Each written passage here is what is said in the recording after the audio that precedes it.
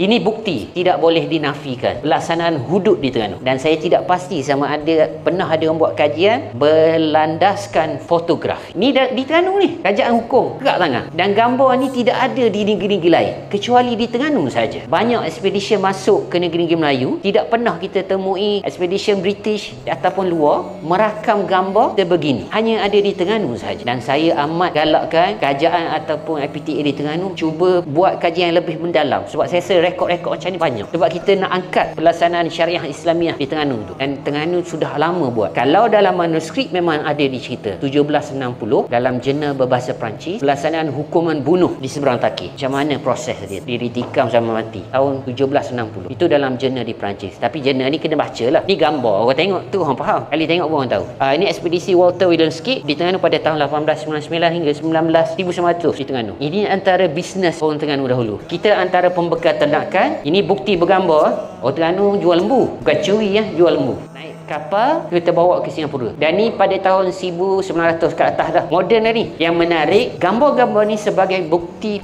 mengesahkan aktiviti perdagangan apa yang berlaku di Terengganu dan sebahagian sumber pendapatan orang Terengganu lah dahulu. Okey, ni sebelum British masuk officially ya. Next slide. Okey, ni suasana di Kuala Terengganu. Tengok perahu-perahu, bot, ayang.